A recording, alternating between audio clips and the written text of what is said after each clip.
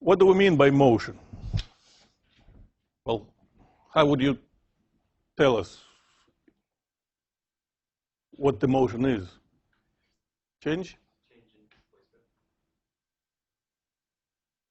Change in displacement. We don't know yet what displacement is. That's the next slide, I think, or after the next. So we can't use it yet.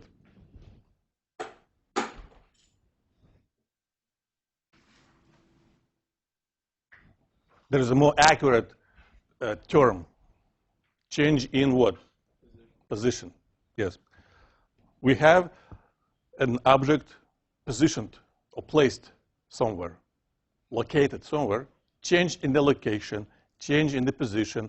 That's what we call motion. However, we have to be very careful because if you look at this situation, three objects.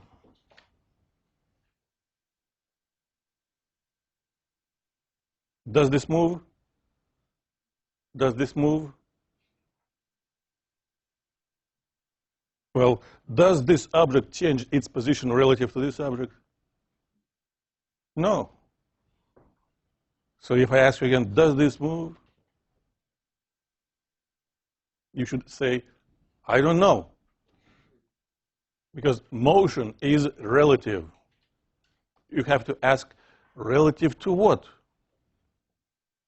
And in that case, if I ask you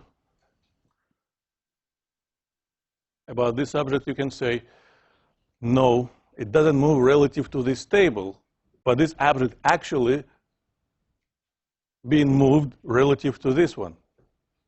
This object hasn't been moved relative to this one, but it has been moved relative to that one.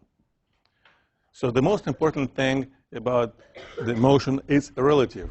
People sometimes forget. In 99% of problems, it doesn't matter, but there is 1% of problems when it does matter. Usually, we make a natural assumption that everything is being watched relative to the ground. And that works practically for all our problems. Well, if it's not the case, usually you are told specifically relative to.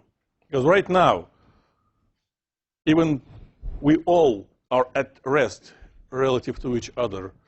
We actually all are moving relative to what?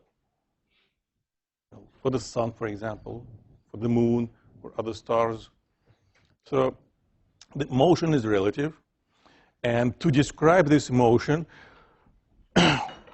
we have to either at least keep in mind or even state specifically relative to which object in this particular situation this motion is being analyzed.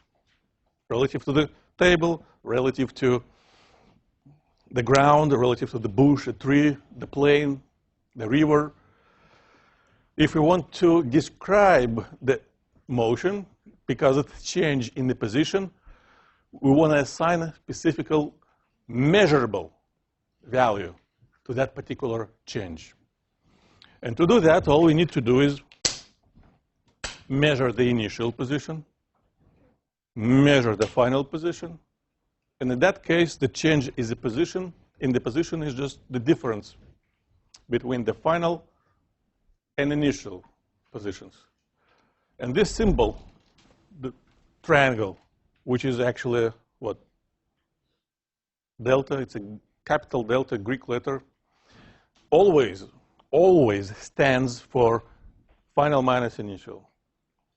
Final position minus initial position, final velocity minus initial velocity, final temperature minus initial temperature. This delta always stands for the change, and change is always final minus initial value. That's it. Well, in general, the motion could be happening in space.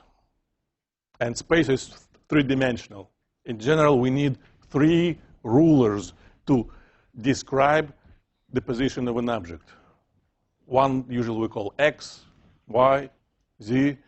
The simplest motion is, of course, one-dimensional motion. And that's what we're going to talk about first. One-dimensional motion is the linear motion. Object is traveling along a straight line. So we'll look at that line and that's what we call a trajectory, a sequence of positions. We place a ruler along that line, and we can read the actual position of that object at any time. And that's what we call the, well, x or yz coordinate. And when object is moving, that number is changing. And the difference between the final coordinate and initial, that's what we call displacement. In general, if we have three-dimensional motion, two-dimensional motion, that difference between final coordinates and initial coordinates. What is the distance? The distance is the length of the trajectory. So if I move it from here to here, that's going to be my displacement. I can read the number. The final is 60, the initial is 10.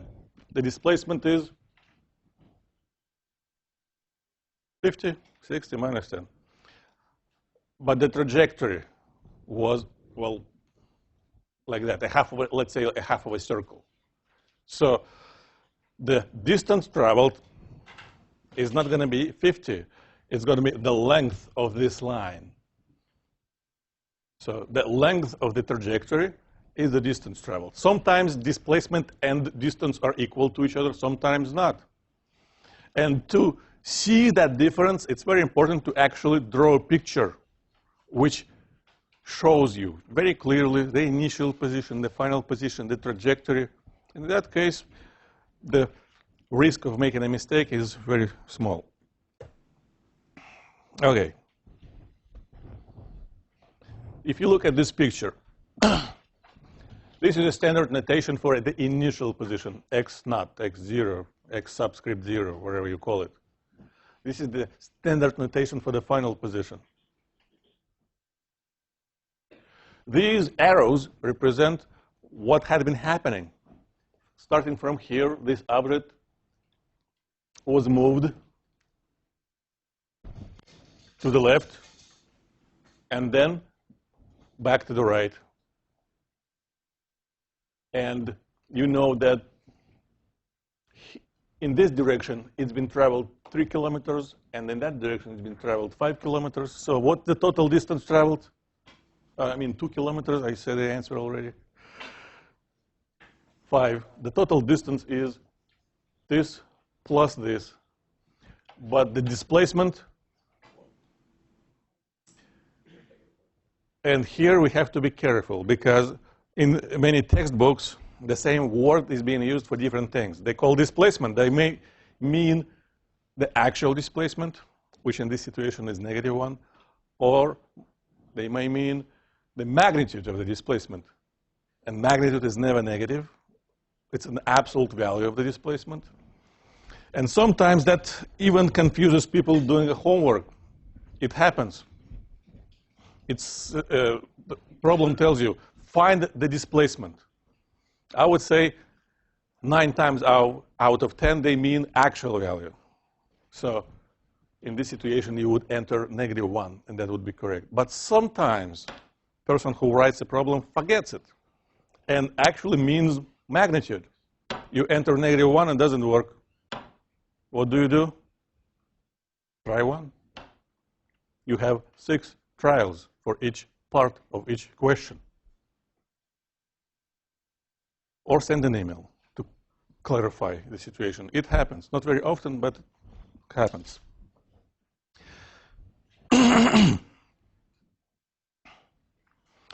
All right, you move 4 meters west and then 3 meters south.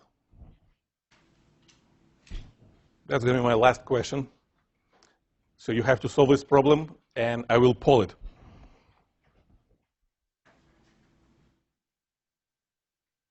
I will ask for the displacement. The distance is simple. 4 and 3 is 7. The total distance traveled equals 7 meters. So my question to you will be, what is the magnitude of the displacement traveled by this object. And this is an example of a situation when you have to draw a picture first. And that's your first step when you're solving a physics problem.